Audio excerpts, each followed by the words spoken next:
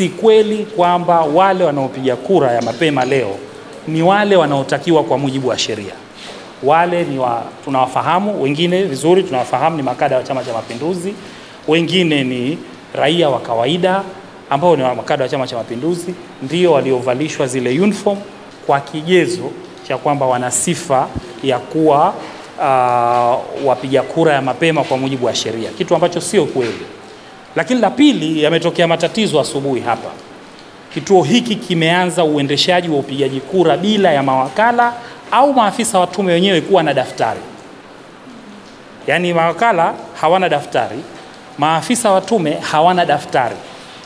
Na wakati linaendelea zoezi hilo, nimewaambia wahusika, kwa nini mnaendesha nyinyi wenyewe mawakala hawajapewa daftari, na hata nyinyi maafisa wa tume mapio hamna daftari, mnatumia orodha.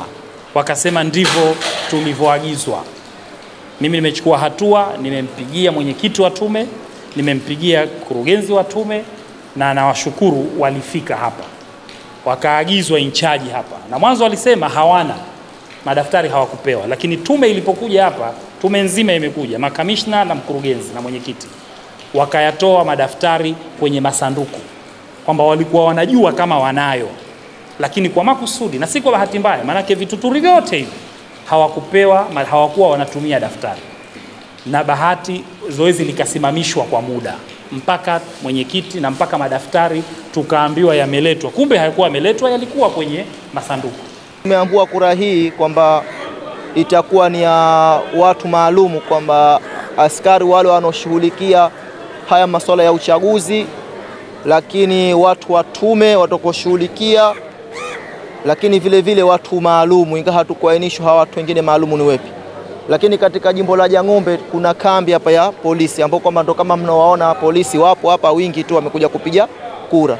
Lakini asubuhi katika vituo hasa shehia ya Urusi na shehia ya Jang'ombe ilifurika majeshi.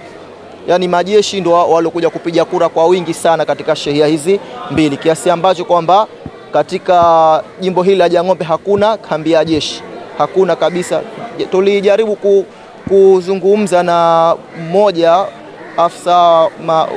maafisa wa tume, wakatuambia kwamba hawa waliomba uhamisho, lakini watu zaidi ya 400 au 300 hawa wote kweli wameomba uhamisho.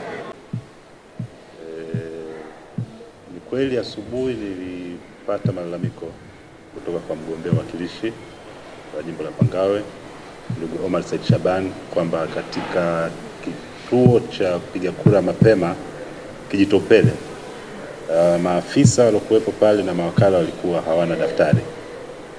Na baada ya kufanya mawasiliano tuligundua ni kweli, na tukasitisha zoezi lile ili kwenda kuangalia kuna tatizo gani. Na baada ya kufika, kwa kweli daftari lilikuwa lipo, lakini watendaji wetu nadhani walikuwa hawajacheck kwenye maboksi vizuri, na vituo vyote mawakala na watendaji wakapewa daftari lile na zoezi likaendelea. Lakini tatizo kama hilo lilikuwepo vile vile katika kituo cha Welezo ambapo tulikwenda tukashughulikia. Na tulipokwenda katika vituo hivyo, of course nilikutana na mgombea Omar Said Shaban, akaeleza malalamiko yake hayo na yote ambayo alikuwepo pale, tukaangalia tukaweka sawa kabla tujaondoka. Lakini kwa kituo cha Haile Selassie tulikutana na mgombea na nakumbuka tulisalimiana naye, hakusema lolote kama malalamiko, na tulionana na afisa wa jimbo pale, na yeye alitueleza zoezi lilikwenda vizuri, na baadhi ya mawakala ambao nilijaribu kuwahoji hususan kuangalia kama daftari walikuwa nalo na kila mtu alikuwa anaenda pale katika utaratibu unaotakiwa, wote walithibitisha kwamba utaratibu ulikuwa unafuatwa kama kawaida.